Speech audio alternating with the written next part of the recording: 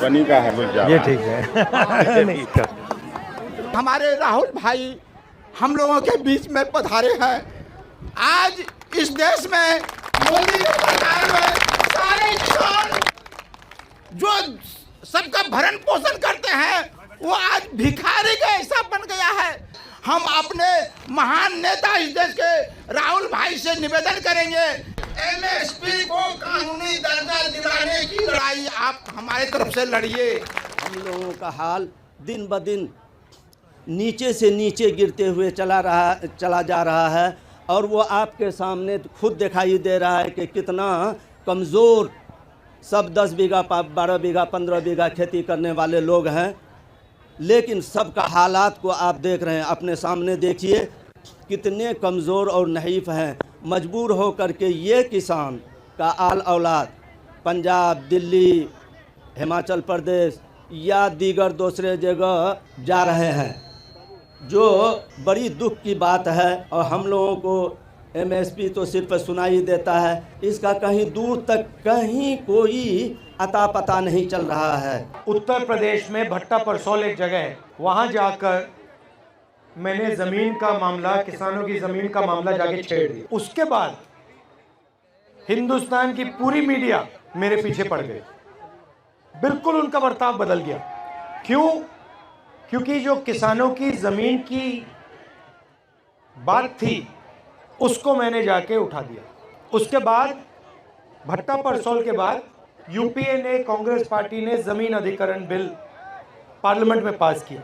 4 गुना compensation किसानों को अपनी ज़मीन के लिए, 4 गुना, मार्केट रेट से 4 गुना। मोदी जी का पहला काम पार्लियामेंट में आकर इस बिल को रद्द करने का था। तो मेरा कहना है कि जो भी राजनेता किसानों की ज़मीन की रक्षा करने की बात करेगा, उस पर 24 घंटा मीडिया का आक्रमण शुरू हो जाए।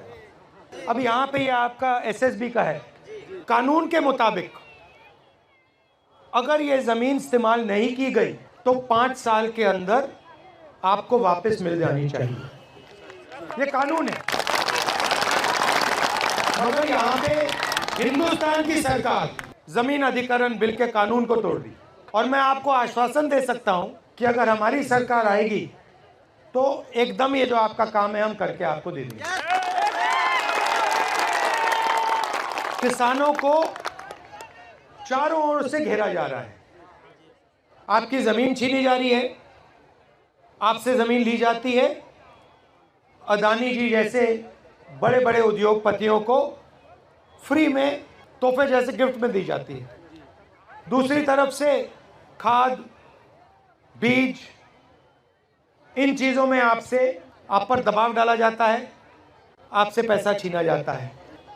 और अजीब सी बात है, मगर अरबपतियों के 14 लाख करोड़ रुपए कर्जा माफ हो सकता है, मालिया का कर्जा माफ हो सकता है, अदानी का हो सकता है, इन सब का हो सकता है, मगर किसानों का कर्जा माफ नहीं हो सकता।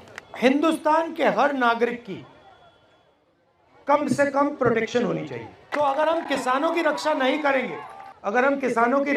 करेंगे, चाहे वो एमएसपी की बात हो, कर्जा माफी की बात हो, सही दाम दिलाने की बात हो, अगर किसान को ये नहीं लगेगा कि देश की सरकार हमारी रक्षा कर रही है, तो देश आगे नहीं बढ़ सकता। और आज सच्चाई है कि जो किसान के दिल में जो डर है उसको सरकार मिटा नहीं पा रही, और किसान ने सरकार पे पूरा का पूरा भरोसा खो दिया है। मगर मैं आपको यहाँ ये कहने आया हूँ कि हमारी कोशिश रहेगी कि जो आप भरोसा खोए हैं वो एक बार फिर आप हमारी सरकार पर भरोसा करें।